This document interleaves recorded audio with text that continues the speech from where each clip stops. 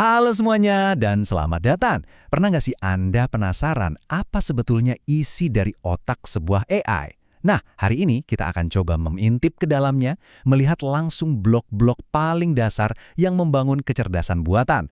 Oke, ini dia agenda kita. Kita mulai dari membongkar misteri kotak hitam AI. Terus kita lihat satu persatu blok pembangunnya, gimana mereka jadi lapisan, sampai akhirnya jadi struktur yang kompleks. Dan yang paling penting, kenapa sih arsitekturnya itu krusial? Yuk kita mulai.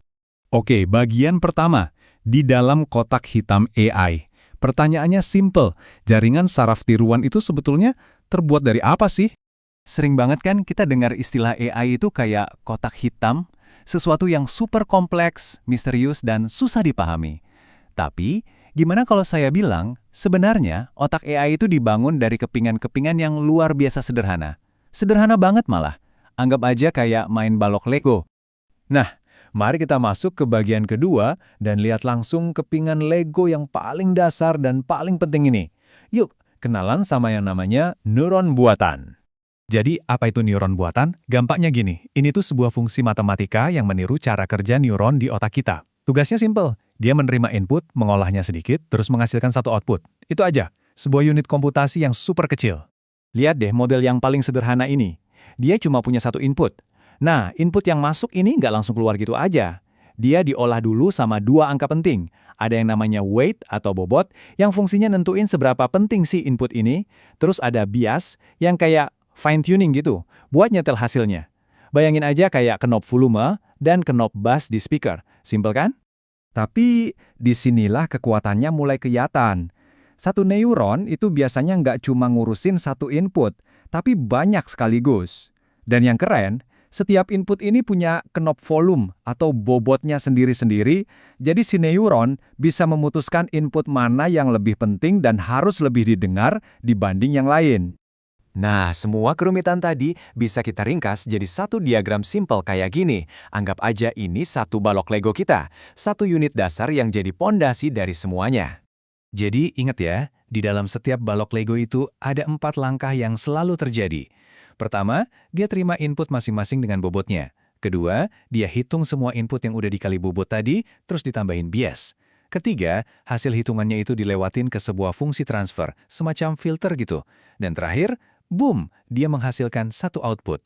Proses inilah yang terjadi di jutaan neuron, berulang-ulang.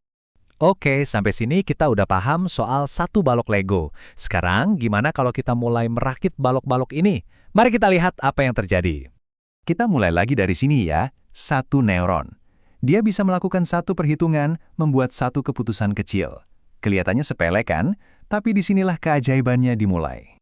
Saat kita jejerin banyak neuron ini secara paralel, berdampingan, kita menciptakan sesuatu yang disebut lapisan atau layer. Nah, satu layer ini bisa melakukan banyak sekali perhitungan secara bersamaan, secara paralel. Biar gampang, bayangin aja bedanya satu neuron itu kayak satu orang yang lagi ngerjain soal matematika.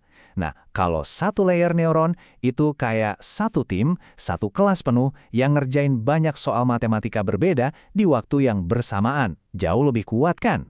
Oke, kita udah berhasil bikin satu layer. Anggap aja kita udah bangun satu dinding. Sekarang, gimana caranya kita bangun istana?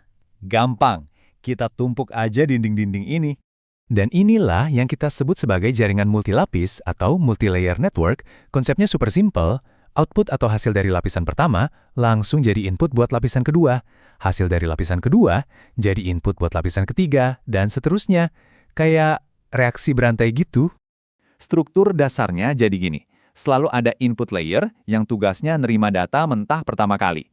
Terus di tengah ada yang namanya hidden layers atau lapisan tersembunyi. Nah, disinilah keajaiban, dan sebagian besar perhitungannya terjadi.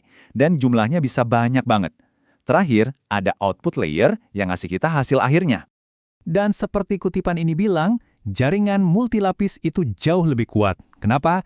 Karena dengan menumpuk lapisan, kita ngasih kemampuan ke jaringan untuk belajar pola-pola yang jauh lebih rumit dan abstrak. Satu lapisan mungkin cuma bisa ngenalin garis lurus, tapi banyak lapisan bisa ngenalin bentuk wajah. Oke, sekarang kita udah punya semua kepingan Legonya nih.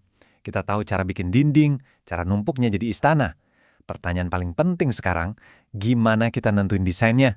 Kenapa arsitektur ini penting banget? Jadi, Gimana sih kita milih arsitektur yang pas buat masalah tertentu? Jawabannya, arsitekturnya itu nggak ngasal, sama sekali nggak acak. Desainnya itu justru didikte langsung sama masalah yang mau kita pecahkan. Lihat tabel ini. Masalahnya itu sendiri yang ngasih kita cetak birunya. Misalnya, jumlah input di masalah kita, ya itu yang nentuin jumlah neuron di input layer. Jumlah output yang kita mau, yaitu jumlah neuron di output layer. Contoh, kita mau prediksi harga saham, satu output dari 10 data pasar, 10 input. Ya udah, arsitektur kita pasti punya 10 neuron input dan 1 neuron output. Sesimpel itu. Jadi, apa kesimpulan dari semua ini? Poin utamanya adalah, dari balok-balok pembangun yang kelihatannya super sederhana tadi, kita bisa ngerakit arsitektur yang sanggup mecahin masalah-masalah yang luar biasa rumit. Mulai dari ngenalin kucing di foto, sampai nerjemahin bahasa secara real time. Jadi pertanyaannya sekarang bukan lagi apa itu AI, tapi dengan balok-balok ini, masalah besar apa lagi yang bisa kita selesaikan selanjutnya?